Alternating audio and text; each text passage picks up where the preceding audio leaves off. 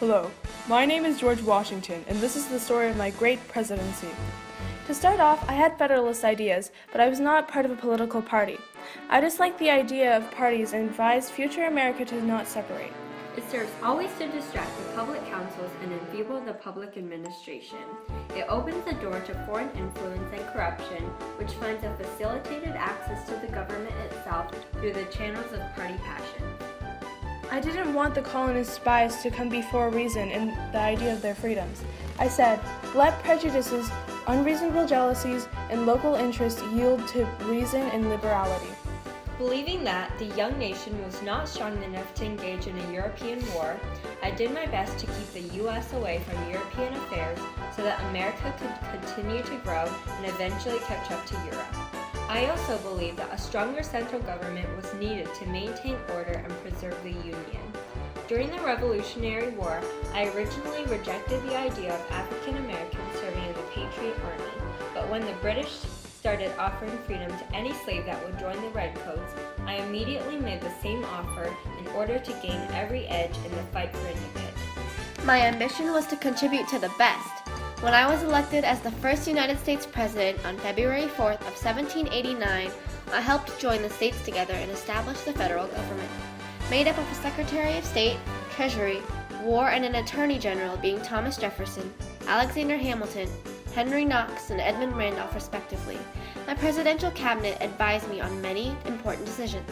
For example, Alexander Hamilton proposed a financial plan that involved the creation of a national bank in order to regulate currency, place high tariffs on important goods in order to protect the new industry, and most importantly, proposed a method to pay off war debt at face value by having the federal government assume the debts of states, which I approved of and enforced. As mentioned before, I believe that the U.S. should not get involved in European affairs. Therefore, I insisted that the U.S. remain neutral during the French Revolution. Even though my pro-French Secretary of State, Thomas Jefferson, and my pro-British Secretary of Treasury, Alexander Hamilton, advised me otherwise, I decided that the United States was not strong enough for the war involving strong European nations. As the first president, I was also designated to set precedents for the following presidents. After 2 terms, I decided to retire, a precedent that would not be broken until FDR's 3-term presidency.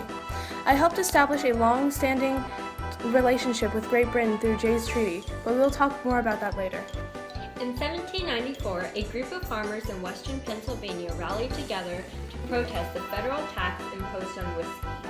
In order to prove the viability of U.S. government under the Constitution, I federalized 15,000 state militiamen and placed them under the control of Alexander Hamilton.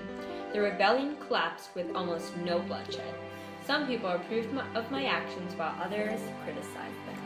Also, the Jay's Treaty was ratified in 1794.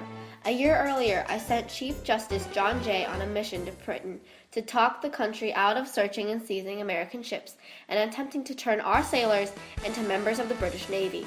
Within 1 year, John Jay came back with negotiations from Britain promising to evacuate from posts on the U.S. western frontier. This was still slightly unsettling since this treaty did not mention anything about the British seizures of American ships, and it angered the people who supported France. However, it was still ratified and helped protect my policy of neutrality.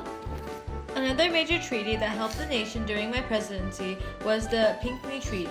I sent Thomas Pinckney to negotiate with the Spanish, and he returned with the news that Spain was willing to open the lower Mississippi River in New Orleans for us as new trade ports and so that they could transfer cargoes without paying duties to the government. Lastly, they agreed to my request to push the border of Florida to the 31st parallel. Before I retired as president, I gave my farewell address. Basically, I warned Americans against permanent alliances in foreign affairs, political parties, sectionalism, and involvement in European affairs. All of these, in my opinion, would divide and weaken the nation, making us an easy target for invading countries. Following my presidency, a farewell address would become a well-established precedent that all presidents would give. Throughout my presidency, a lot of major treaties and conflicts occurred, and I was glad to be the leader of the nation which underwent great change and hardship in order to set an example of the American nation for the future. Thus, my American pride lives strong. Created using Powtoon.